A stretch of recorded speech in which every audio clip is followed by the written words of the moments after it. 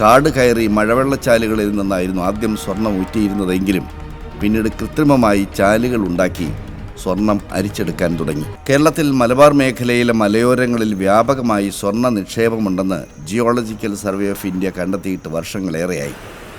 1952 തരിയോടിലും 1993-94 കാലഘട്ടത്തിൽ നിലമ്പൂരിലെ മരുത ഭാഗത്തും സ്വർണ്ണ നിക്ഷേപം പഠനങ്ങളിലൂടെ GSI തെളിയിച്ചിരുന്നു.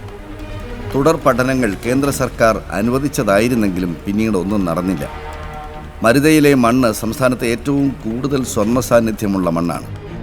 മരുതയിലെ മണ്ണിൽ സ്വർണ്ണമുണ്ടെന്ന് ആദ്യം തന്നെ നാട്ടുകാർ തിരിച്ചറിഞ്ഞിരുന്നു. കാട് കയറി മഴവെള്ളച്ചാലുകളിൽ നിന്നായിരുന്നു ആദ്യം സ്വർണം ഊറ്റിയിരുന്നതെങ്കിലും പിന്നീട് കൃത്രിമമായി ചാലുകൾ ഉണ്ടാക്കി സ്വർണം അരിച്ചെടുക്കാൻ തുടങ്ങി. മരുതയിലെ വെള്ളാരം കല്ലുകളിലും ഉണ്ടായിരുന്നു സ്വർണ്ണ സാന്നിധ്യം. സ്ത്രീകളും കുട്ടികളും വെള്ളാരം കല്ലുകൾ പെറുക്കിയെടുത്ത് ഇടിച്ചു പൊടിച്ച് സ്വർണം അരിച്ചെടുത്തിരുന്ന ഒരു കാലം മരുതയ്ക്കുണ്ടായിരുന്നത്രേ. മരുതയിലെ സ്വർണം ഊറ്റിയെടുക്കൽ 19-ാം നൂറ്റാണ്ടിൻ്റെ ആദ്യകാലങ്ങളിൽ തന്നെ തുടങ്ങിയിരുന്നു. പിന്നീടത് വലിയ തോതിലായപ്പോൾ പരിസ്ഥിതിക്ക് വലിയ കോട്ടം സംഭവിച്ചു തുടങ്ങി.